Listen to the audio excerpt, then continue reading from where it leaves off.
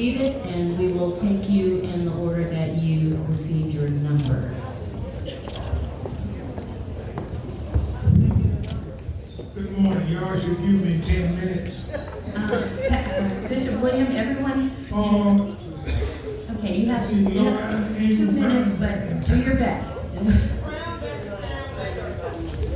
Go ahead, Bishop Williams. Speak into the mic. That $50 million that you took out, we want it back in our community, okay? Yes. Yeah, you got that money and took the vice president to Africa. You trying to make a whole out of her.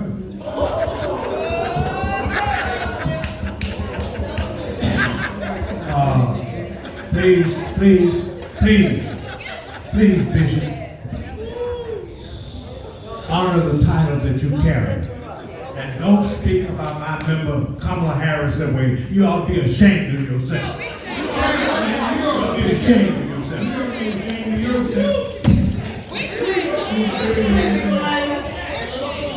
Everyone be quiet. I have something to say before we go to public comment.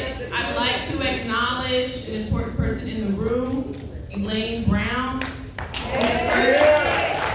First woman chairwoman of the Black Panther Party.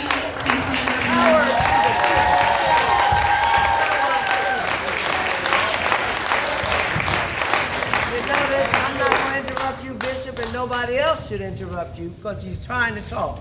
And I'm interested in hearing what you have to say. But since you brought my name up, I'm glad to see all these black people together. I want to see us get in the street because you know that you cannot legislate freedom.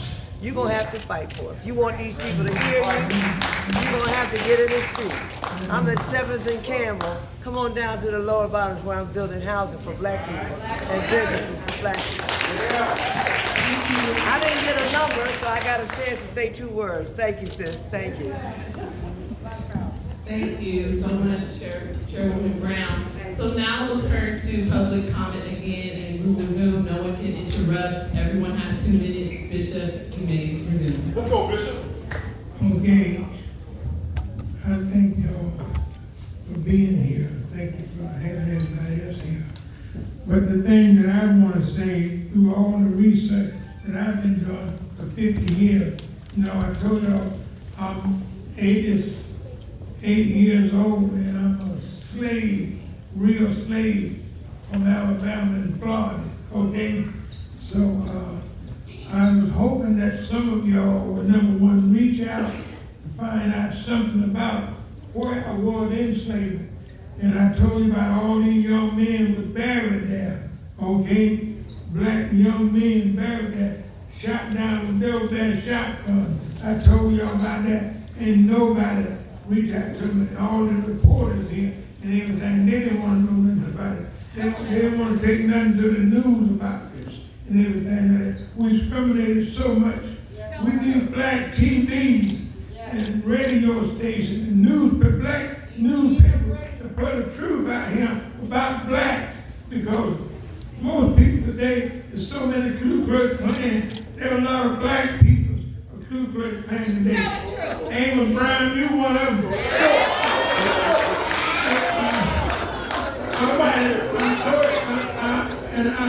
What I really want to say, all the research that I did, I have all the proofs, the Port of Oakland is a slave camp, and I want 50% of the Port of Oakland for black people. Money, land, everything. I want part of the airport, part of the golf course, and everything for black people right here in Oakland. Yes, sir. I'm going to put up a town, black town there, yes, Black Wall Street, yes, black people. Okay. It's been 2 minutes. Thank you, Bishop, and the personal attacks are unwarranted. Thank you. Thank you. It's been 2 minutes. You're out of order. Next person, please. Thank you. Next person. Thank you, Bishop. Next person. Next person, please. Thank you. Thank you, Bishop. Bishop Henry Williams has been fighting this good fight for 50 plus years. Excuse me, sir, do you have a number? My number is 2. Okay, go ahead. And we're right here on behalf of Excuse me. Bishop No, Henry you're out Williams of order. and Number this 2 is back disrespect there. that manifested with him today. Number 1 is Les Robinson, and number 2 is the woman behind him. Thank you. Number 1, you're next. Thank you. Westerner is number 2.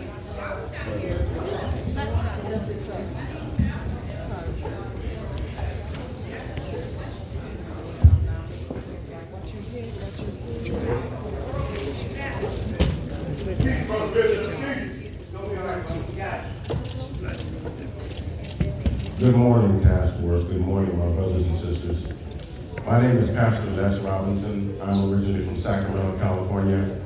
I'm the great-great-great-grandson of Daniel Blue, who was a slave who came out here from Kentucky and discovered gold in 1749. He bought up 7 blocks of downtown Sacramento, started a cleaning business, started a church, and a school for minorities in his church home. His church home was burned down.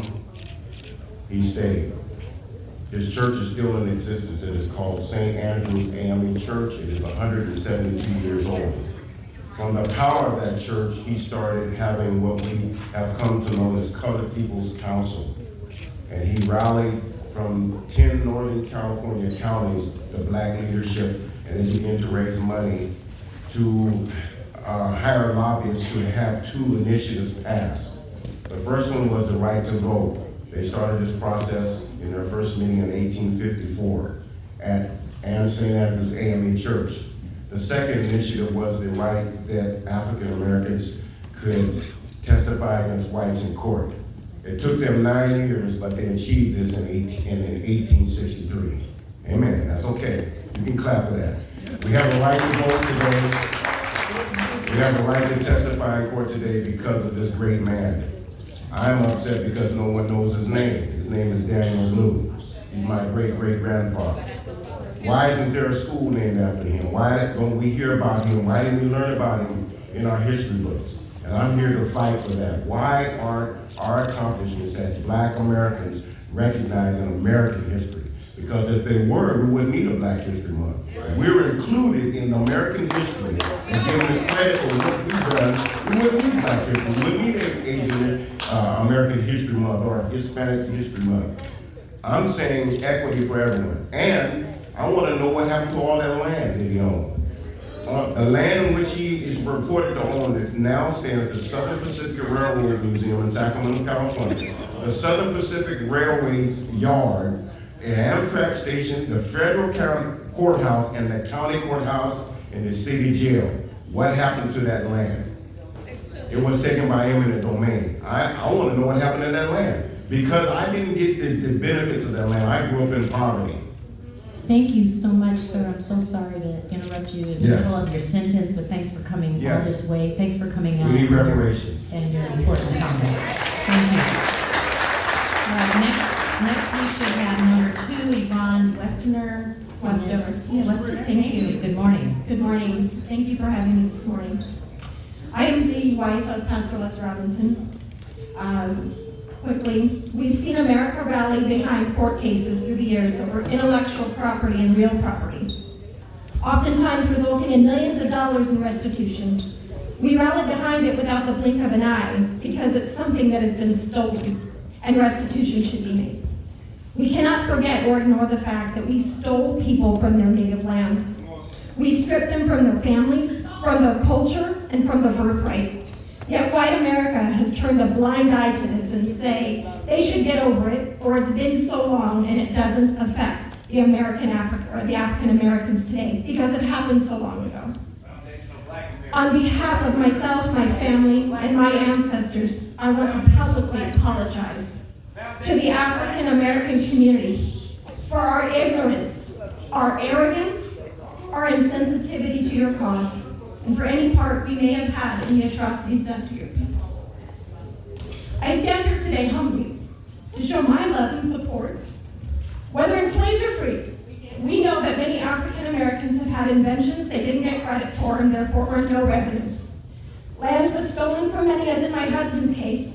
My husband has the deeds to these properties that state this land belongs to my descendants forever and ever. There should be no question of what should be done. His land has been stolen, his generational wealth stolen, the schooling opportunities he should have had stolen, his opportunity to grow up in a safe environment where his family could afford housing stolen. He was forced into poverty, running to and from school, hoping to avoid getting into a fight or even getting shot and killed. This wasn't the legacy his grandfather left him. His rightful inheritance was stripped from him. Where is his restitution? There is no record of the properties ever being sold. If this were a claim about a white man's property being stolen, I'm sure the court case would have been resolved by now. He should have the right to reclaim financial compensation for what was left to him by his great-great-great-grandfather, Daniel. Thank you so much So for that the he may comments pass this down to morning. his descendants. We Thank really you. appreciate it. Thank you. All right. Next person, you should have number 3. Before we start, everyone will have 2 minutes to speak. I understand it's a free country, free speech, but we have to do better than this. We have to do better than this today. The next Okay? Thank you. The next So the next person is going to speak and afford every person the opportunity to have their 2 minutes to say what they want to say. Thank you, Chair Moore. The next person at the mic should be Dawn.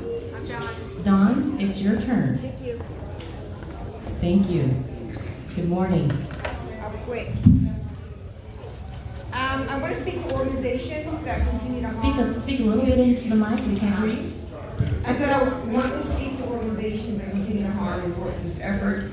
Racist organizations such as the Native Sons of the Golden West and the Gold Discovery Association formed alliances with the Attorney General, California State Parks, and the Governor to steal land from black families throughout this state through eminent domain. These 2 organizations, although there are many others, still thrive today and work hand in hand with state officials. In fact, there's a reference to both organizations on the California State webpage. Their bylaws include statements such as preserve America for the white man, keep California white, race mingling is a sin. These organizations funded UC Berkeley and other institutions of higher education, wrote curriculum for public schools, funded state parks, assisted in the drafting of legislation to take property from black families. The Native Sons were very local and took a public position in favor of Japanese internments. They prolifically partnered with the Commissioner of State Parks to secure land for the white race. Their statements, not mine. The pain they caused is evident today. So if you ask why we don't learn the true history of black Californians, the true history of what was taken, the pain, the harm, look to these organizations that still are alive here and thrive and partner with the state of California. We must take lead on creating curriculum for schools, preserving our heritage, commissioning our own plaques, monuments, taking back our history and artifacts kept by the state of California in educational institutions, like the Native tribes in California have done. With the Freedmen's Association Bureau, whatever you want to call it, let's ensure we craft legislation that historically preserves our land, our history, our story, and removes historically racist organizations from partnering with the state of California. Thank you so much. Thanks for your comments. Next, we should have Jonathan Burgess, number 4. Good morning. Good morning, Task Force. Sheriff. General. You guys, I want to thank you for your work, but I want to, I'd be remiss if I didn't tell you my disappointment. Assembly member Reggie Jones, you said, so goes California, so goes the nation. That's been said a lot. What this report is missing, and Reverend Brown, you fought tooth and nail to take us back to 1850. As I said before, there were black landowners, some of my ancestors, that had millions of acres of land in California. And for us to not put a dollar amount on it is a miscarriage of justice and it's disingenuous. I know what my family had. Got deeds that go back to 1870. Those ancestors that lie under Folsom Lake, that were pushed off our veins, lynched in the gold fields, and made millionaires of us in the European families, paid for it. And if our economists don't evaluate those numbers, well, $1.2 million, that's a drop in the bucket. I'd rather there be $10 million. Reverend Brown, in fact, $5 million is not enough when you look at the atrocities that happened to our ancestors. Nobody's talking about it.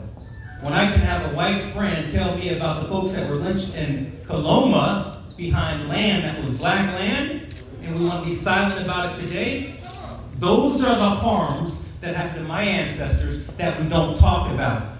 When we talk about generational trauma, right, that exists today in my DNA, because that happened in Tamaki, we don't talk about it. But we know about the internment camps. We know about what happened to Jewish folks. What about our folks? And when the President of the United States, who was the California governor, Ronald Reagan, can sign off on resurveying land that belonged to black families, many that we don't know because we don't know our DNA. But if I look at my DNA, because my ancestors left an autobiography, I got white descendants in Virginia. Mr. Burgess, thank you so much for coming out today. And as always, thank you for your comments. I want to thank you guys for that appreciation. I'm going to go. I'm going to do it right here. Thank you, sir. All right, our next speaker should be Tosta Bowen. Number 5, who has number 5? Sir, do you have number 5? Is that number 5? Thank you, good morning. Good morning, my name is Donnie Brown from Los Angeles, California. Watch Baby, watch Riot. We,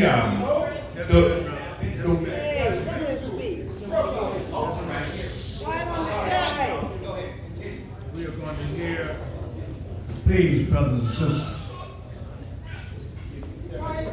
As Aretha Franklin said, R-E-S-P-E-C-T, let us respect each other, give each other the honor and the respect. We don't need to go out or rap on this meeting, this American meeting, that we did not respect each other here. That's all we're asking. We all have different positions, and we should respect each other's position. We get nowhere other than giving the enemy some negative mess to say about us. And I'm asking, I'm pleading that we not let this Security, happen. I want them out. I want that Yes, contingent security. out. Security, I need Security. that contingent out. I need those contingent in the corner out. They have to go. They have to go. CHP, I need that contingent over there out. Escorted out. Escorted out. They're disrupting the meeting. They need to be escorted out now. Out. Sir, you are our next speaker. Bring out immediately. It's a problem. Urban development is a problem. Okay, thank you everyone. Thanks for your patience. Our next speaker, please approach the mic. We will start your 2 minutes over. So thank you, good morning. Thanks for coming out and taking the time. Thank you. Thank you everyone. The world is watching. The world is watching us right now. We need unity.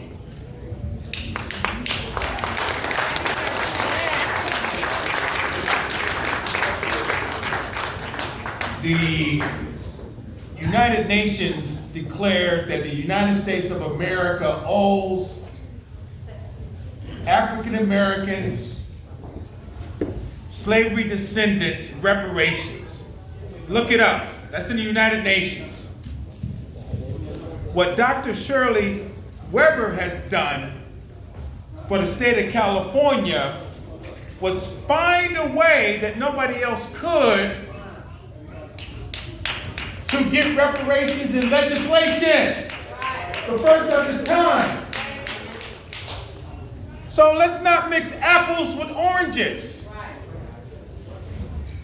Federal versus state is different. So I'm appreciative to the people that's been involved with AB 3121. We need to unite. We need to rally. We need to barbecue. We need to hang out. And we need to show the world that we're behind this thing.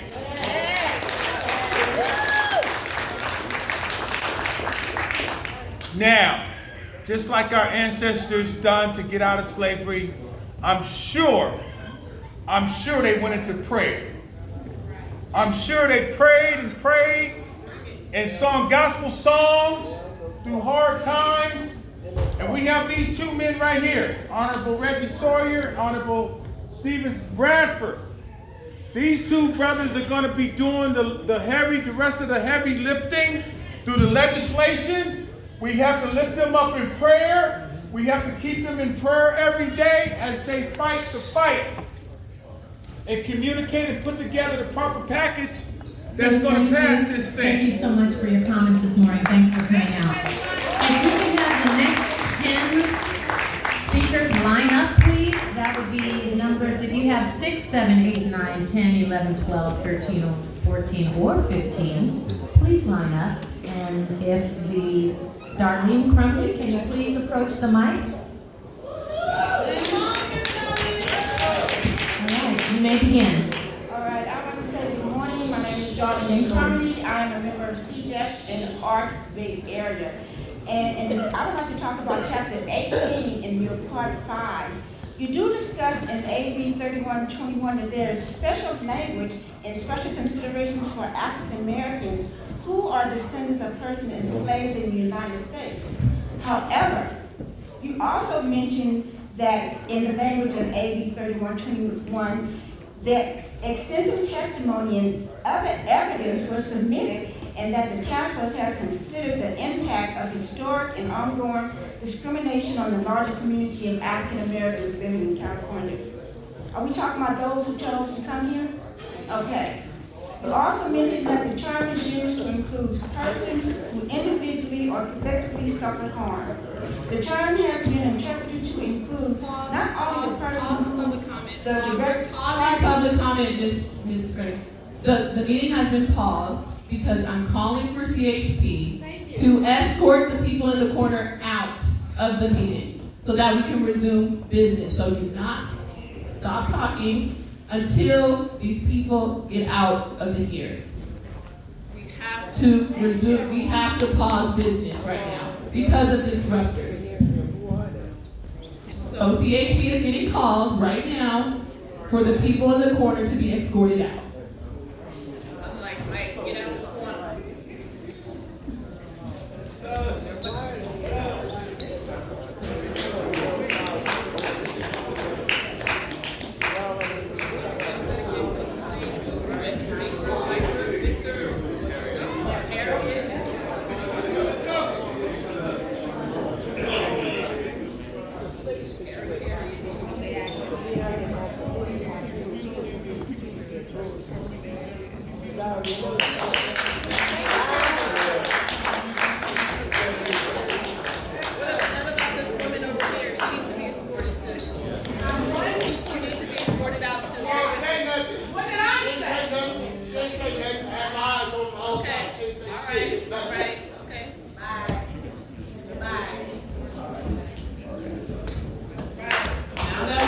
Order.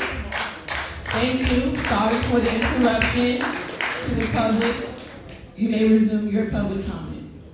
Also, in this chapter, you state that the term victim is used to include persons who individually or collectively suffered harm. The term has been interpreted to include not only the persons who are the direct target of the violation, but any other person affected directly or indirectly. Every one of the task force recommendation is intended to benefit descendants, and a census number is intended to benefit descendants exclusively. But you go on to say at the same time, many recommendations cannot be implemented only for descendants and must instead be framed to benefit the larger community of African Americans or even all Californians. That is not reparations. You know what this reminds me of? This reminds me of when in 1961, when President Kennedy signed Executive Order 10925, the Equal Employment Opportunity or Affirmative Action. Then in 1965, President Johnson signed EO 1124, requiring all government contractors and subcontractors to take affirmative action to ensure job opportunities for minorities. In 1967, President Johnson amended that and included women in affirmative action. This resulted in white women being the primary recipient of benefits of affirmative action.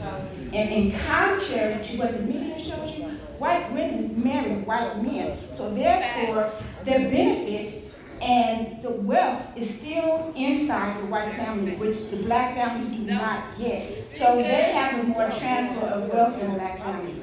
Although affirmative action have helped some black Americans, it did not achieve the goal to prepare descendants of U.S. General Harvey. So let's not repeat history. Let's remove the language from Part 5 that is misrepresented or contradicts AB 31 or the stated will of task force that was on March 29th, 2022, as a community of elementary is descendants who have been here from day one, and we are the ancestors. Thank you so much for coming out, Ms. Crumley. I appreciate you. Our next speaker, Mr. Morris Griffin, should have number 7, please. Good morning. You may begin. Yeah, it's your turn. Yes.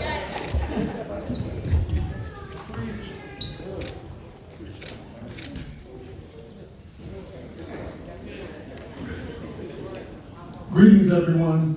I'm Morris Griffin, better known as Big Money Griff, strong community activist, leader, and problem solver, and I'm the chairperson of a group called CREW, which is the National Coalition for Reparations and Economic Wealth. And from 1776 to 1850s, when we had the gold rush here in California, if slaves did not have this path to freedom, they had to go back to the plantations. And that's why I brought that. To stay on point, I got here yesterday, Cinco de Mayo Day. And on TV, here in Oakland, California, the media asks Assemblyman Reggie Jones Sawyer, there's a $22.5 billion deficit. What do you say to that? And Reggie Jones Sawyer said, there's more than one way. Where there's a will, there's a way. If you Google tells us today, if you Google on your phone right now, California's budget is $296.9 billion. The general fund has $223.6 billion. The special fund has $70.4 billion. The bond fund has $2.9 billion. All we're asking for is $120 billion because I'm demanding that we have $5,000 every single month to the day we die. That's $120 billion a year to stimulate this economy here in the state of California forever.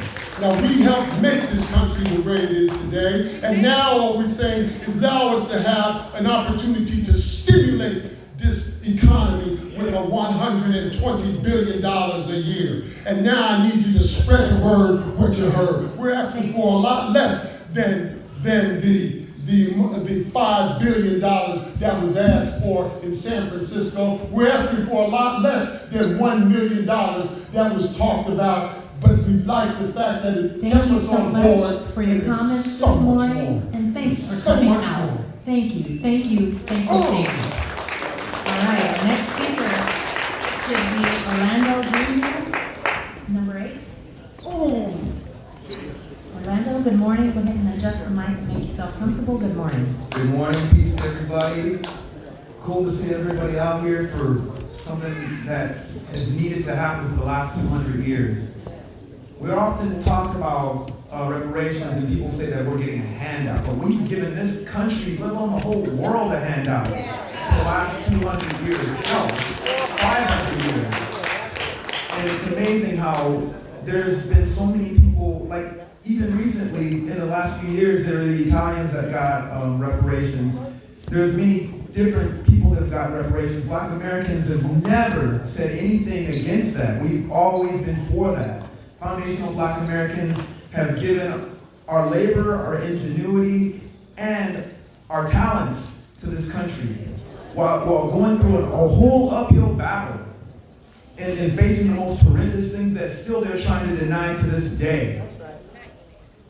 What I want is the same freedom dues that the abolitionists were fighting for.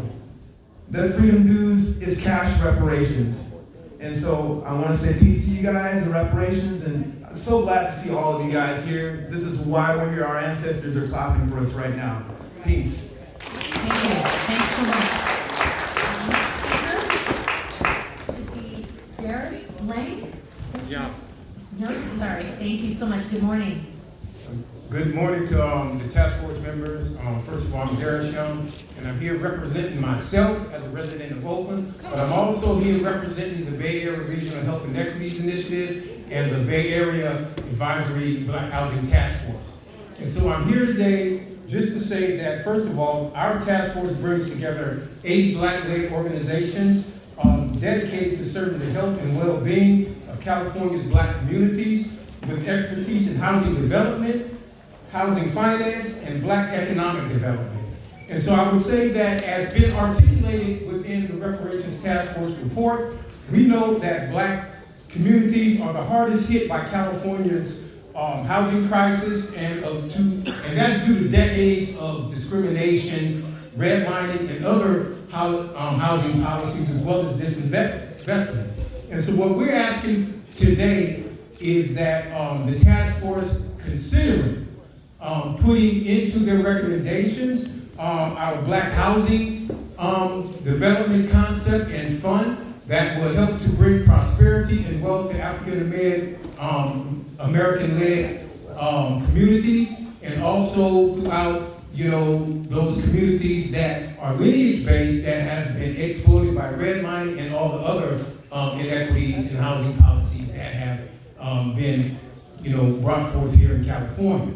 And so I would also like to say that there's several members of the Black Housing Coalition that has been instrumental in contributing to the work of the task force, and we do appreciate all the work that you all have done and continue to do. I would also say that as of late, I and several other people within our coalition have been approached by the communications group, and we have very well worked with them to help to get the communications piece out. And that's what's needed, the community to come on board to help getting the message out so that more African American, especially those that are qualified for the reparations, to be able to take part in this. And so I would say that even if you don't, thank you, and I appreciate it. Thanks for coming out. Thanks for taking the time out. All right, next speaker, please. Good morning. And again. Good morning, good morning. I am Raphael Plunkett. Joe and I are here from Diamond Bar, and I'm also here with CJEP today. It's so great to see all of your faces again. First, I want to thank Dr. Weber for my comments. As always, please get the report and get it shared widely. The information needs to be out there. After reading some of the information, I'd like to add that I'd also ask that you add an eligibility section. I thought we had agreed on that in June of 2021. I ask that there's consistent, clear, and distinct language, Black descendants. Without that specificity, we are vulnerable. And for all of these things to go to other groups, please be specific. As for Part 5, a lot of those things are very necessary for our citizens. That's more universal. That is not reparations. The last thing I'd like to talk about is a personal frustration for me. The typos and the grammar, the grammatical errors that is beneath this body, it is beneath the process, and it is beneath us. We deserve better. I can't imagine, I cannot fathom all of the research that you have all done and all the reading that you've done to have to have dealt with such mediocrity in the face of your excellence. I ask for further excellence going forward. Thank you very much. I'll see you on June 30th. Thank you. Okay, Marty Myers should be next. Good morning. Good morning, my name is Nadia T. Myers, also known as Luna Nightshade. I am here to represent the deceased. I'm talking about those who have been murdered and not had accountability. We have AI recognition, facial recognition. We have plenty of photographs of historical events, of lynchings, and other types of atrocities. I would like to see that facial recognition filters will be added to these photos so that we can be able to prosecute those individuals and remedy and mitigate and bring closure to all those families who have lost their loved ones due to injustices. I didn't see anything on the proposal that actually dealt with accountability for those who have caused harm. And so I would like to see those efforts as well. And again, we don't need necessarily individuals, just give the people the money and then they can be able to use the money how they see fit. And I think that's what everyone is trying to say, that all the Wall Streets, the Black Wall Streets that we have, the Rosewoods, all of these places actually put their heads together as a community and they started whatever they needed to do. And it looks like this proposal is actually trying to usurp the funds to go to different other organizations. And if you just give the people the money and let them have the free will to utilize it as their ancestors was going to use it, then I think that would be the most beneficial. And again, using AI technology to actually identify those who were who caused the harm, and they can be classified as terroristic acts as well as gangs acts, and those laws can be used to help mitigate those families who had the loss of those loved ones. Thank you so much for coming out this morning. Our next speaker, I believe, should be Irish People. Please come forward, and if you have numbers 16 through 25, if you could please line up. Thank you, everybody, yes, my name is Iris Peoples, and first I want to thank the chair, and I want to thank the other members of the task force for fighting for lineage-based repair. Next, I want to thank some ACO boards who I have gotten a lot of my information from. Those are CJEC, NAASD, ARCC, and the ETN Media Group. So thank you guys for spreading the word and for keeping us informed. And we know that reparations are the right thing to do and are good for America. For instance, that Citibank, or that Citigroup released a report that said anti-Black bias has cost this nation's GDP over $16 trillion since 2020. And I think $16 trillion can pay for healthcare for all, it can pay for education for all, and it might even have a little bit of money left over to pay for like a high-speed railway, like from East Coast to West Coast. So we know that protections for Black Americans are actually really, really good for everyone. And then I have a few requests. The first is to add an eligibility section to the final report.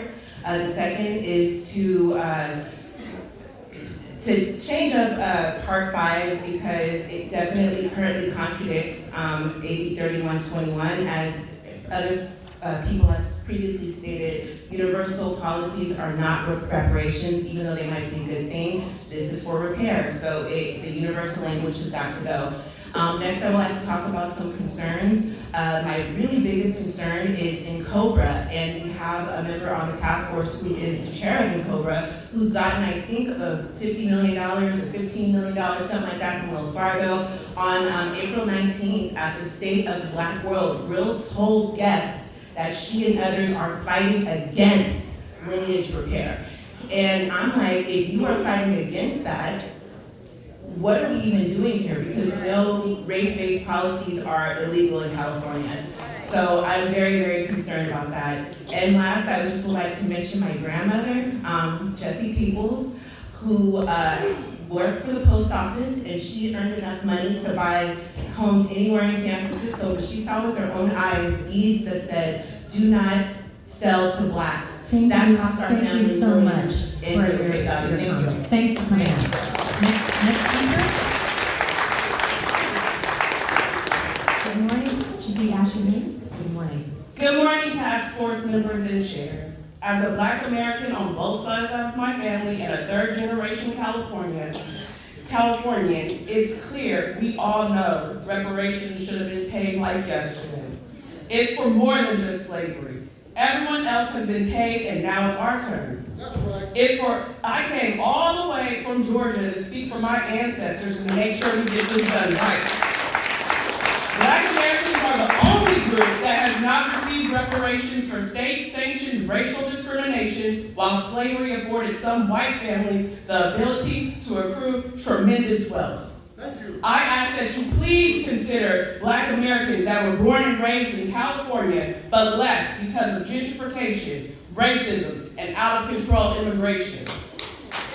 San Francisco Reparations has a good plan for their eligibility requirements as far as residency, and should be considered for the state level claim. Also, most Black Americans don't want to be called freedmen. It doesn't apply to California, and any race can be classified as that. We don't want to be reclassified to emancipated slaves. It's offensive. And no peoplehood or anything else y'all come up with. We are Black Americans. That's it. Delineation is finally here. Also, we do not need an agency that could potentially steal our money again. So no to a Freedmen's Bureau.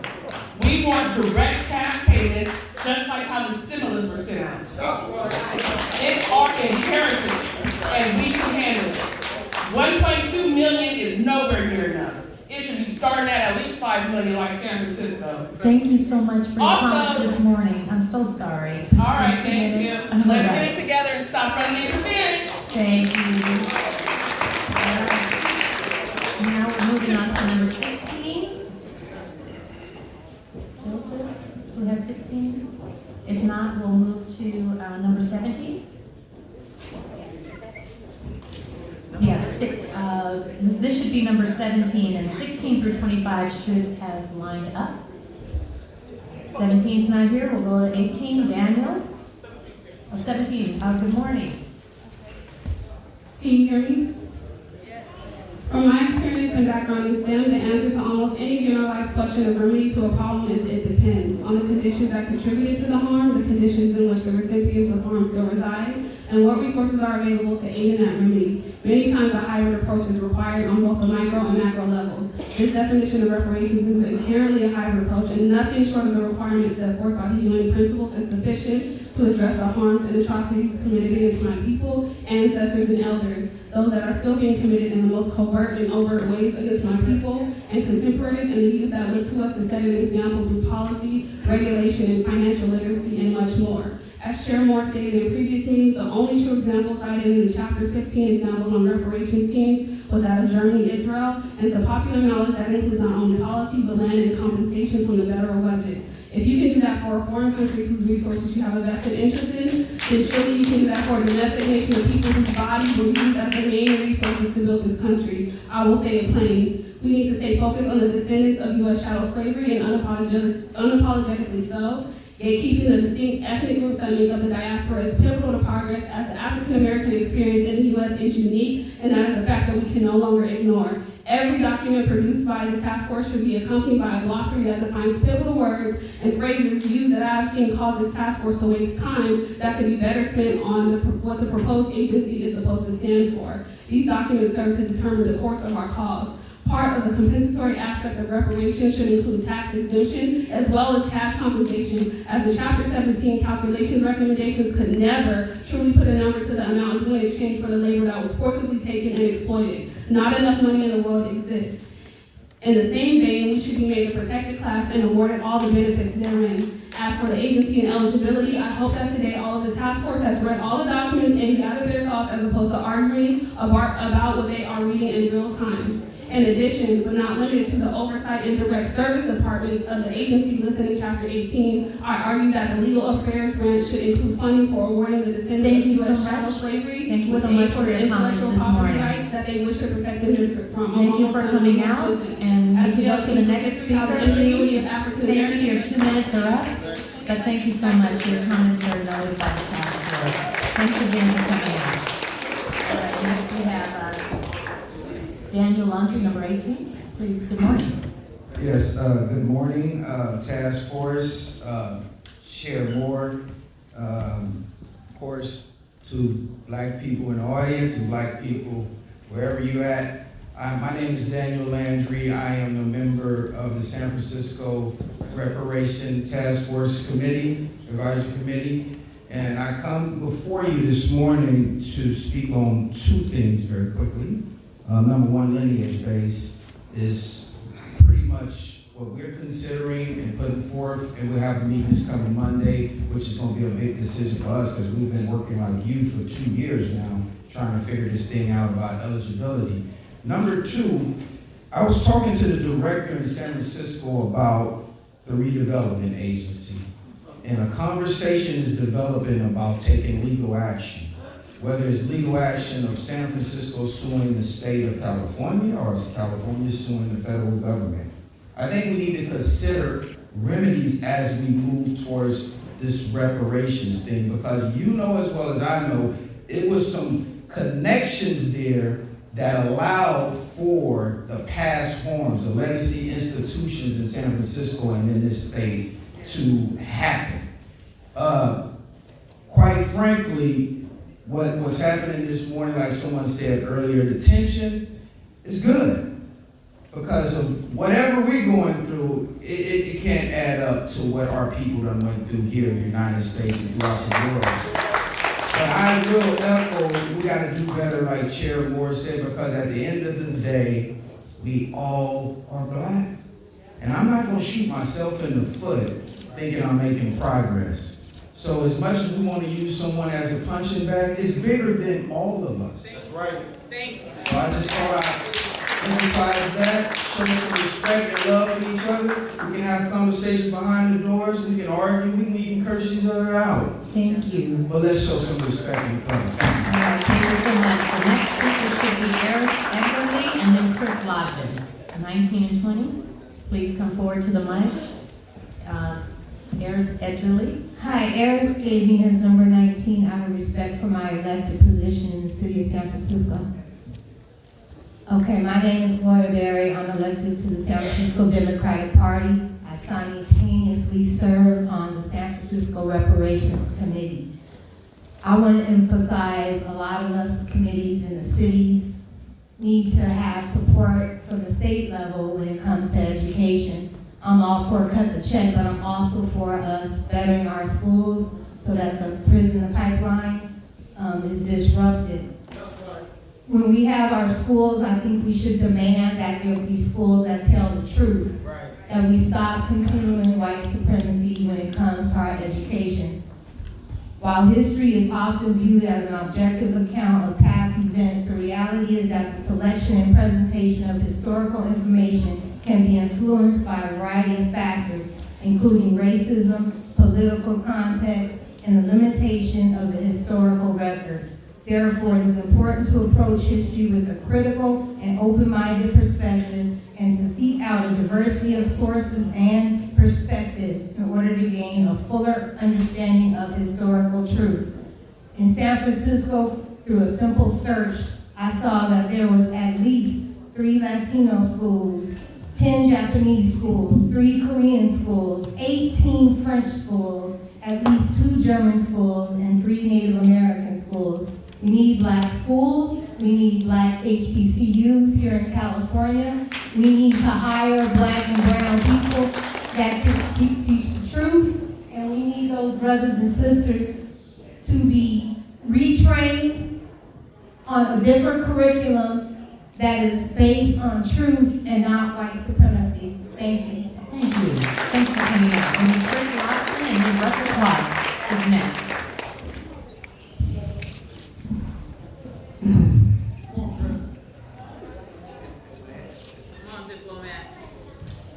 You know, I had a whole thing here, but I want to talk to my people for a minute. And I get to this. So I know we heard it. I know we've been through it, we're going through it. I know we bring our trauma into this work as somebody who is an organizer for over 10, 15 years now. I know we bring our trauma into this work. I know what we are capable of also. As the task force completes this work and finishes this plan, I want to say to my people, I'm going to need you. Because part of my job, along with these two brothers here, and a lot of the rest of us, is to actually get you reparations. When this work is done today and at the last hearing, the next part of the battle begins. It's one thing to do a reparations task force, it's one thing to do a study and all that, it's another thing to actually get you reparations. That's my job. That's my job. But it's also your job too. I understand the anger. Let's also use some of that anger to get the damn reparations too. I'm gonna stop there for right now. You need to add an eligibility section to the report. It's a statement or two. There gotta be a whole section in there. Add it to part 4. You gotta make it clear that part 5 is not reparations. It's already not clear to people. You've heard it in the comments, on the phone, and in person. It's not clear. People think the policies and recommendations are reparations. Reparations are part 4. That's the cash money. That's the direct compensation. That's the reparations. But y'all gotta make it very clear today that part 5 is not reparations. They are good things to do, but you gotta make it clear. I'm so sorry. Thank you. Thank you. Thank you so much. Thank you for understanding. Next is Russell Clark, and then Cameron Jackson, and then Donald Brown. Good morning, task force members. My name is Russell Clark. I'm a 4th generation resident of Oakland, California. I'm doing this for the Clark family. Right now, everybody in here, especially you task force members, y'all can feel the tension, can't you? You feel that anger? Do you feel it? We are angry. We've been passed over by every single group, citizen and non-citizen, within the United States of America, especially here in California. We are expecting all of you, every single one of you, to do us right by this California Reparations Task Force. We need cash reparations, number 1. Number 1, anti-black hate crime bills, and all the rest of what you guys have recommended in the report. I don't know what's going to happen after these hearings. This is what I do know. I have to represent not only for my ancestors, Douglas Clark, Anthony M.J. Clark, but for my descendants, my child, my grandchildren to come, my descendants to come. We don't have time to dilly-dally, to BS around. We are running out of time. I expect you guys to do your due diligence, as you've already done, but I expect you to do us right as foundational Black Americans. Reparations is now. Pay the debt, cut the check, or no reparations, no vote 2024. Thank you. Thank you. Next speaker is Cameron Jackson and Donald Brown. Cameron Jackson, Donald Brown, then Tariq Nashad, number 26. If you have 26 through 30, please line up. Cameron Jackson, Donald Brown, Tariq Nashid, Ann Davis, Marcus Hunter, Sharice Cryer, Constance French. Please line up quickly, please. Thank you so much, everybody. If you could just let us know what number you are.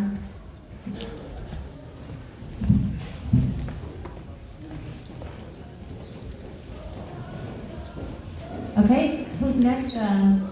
Cameron Jackson. Donald Brown, Tariq Nasheed, Ann Davis, Marcus Hunter. Those folks who have received a number, please come forward quickly. Approach the mic and tell us what number you have. And if you are not here, we'll keep going. Ann Davis, Marcus Hunter, Sharice Cryer, Constance French, please come forward quickly. And you are what number? Tuesday, number 12. Way out, I know, way out of order. And what number? 12. Thank you. Go ahead. Well. Dear Red and Blue Attention, our black vote is for sale. What's the price? It is land. We're asking for land and land only, primarily because we know the monetary value goes back and forth. First and foremost, we thank you, Task Force, for the work that you've done since 2021, but your services are no longer needed after Amos Brown did what he did, and yet, when you want to speak about respect, tell me what politician respects the black constituents in their community to give them housing, to give them business, to give them just a better way of life. We want you to work with what's needed for the people, not to create your own. The problem is this task force was picked by Gavin Newsom, Anthony Redden, and Tony Akins. Nothing's wrong with that, but again, politicians don't work for the people as they're elected. They work for themselves as self-serving. So as a descendant of slaves, my main primary issue in Los Angeles County, where I'm born and raised, as a black woman, been disrespected left and right by my blackface politicians when it comes to equity. So if you want to give back reparations, the first thing is to reverse the no-step loans and land that we asked for. CEQA as well, been part of that, redlining. We need to build our own clinics, mental health, and legislation to protect our black bodies. It is power to the people. Again, we keep waiting for people to get the answer because we're not in these political arenas. You gotta go to your city council, you gotta teach your children how to enjoy, how to do political science as well. Without these things, you're gonna keep waiting for the answers. You've got to know what's going on and stop waiting for someone to give you the answer. That's why we're going through all this. Stop fighting and saying we're not political when politics dictate how we live. Yep. Again, we thank you for your job, but you're fired. We need an alternative task force for the people. Thank you so much for your comments this morning. Next should be Cameron Jackson. Thank you so much. Cameron Jackson, no, Cameron Jackson's turn, please. And then Donald Brown, and Tariq Nasheed, Ann Davis, and Marcus Hunter. Good morning, Task Force. My name is Cameron Jackson. I'm a fourth generation Californian. Good morning. My name is Cameron Jackson. I'm a fourth generation Californian. I speak for myself, my family, my ancestors, and just want to emphasize two things: cash reparations, starting, and focus on the descendants of American slaves. That's all. Oh, thank you. Next, we have Donald Brown. Donald Brown, please.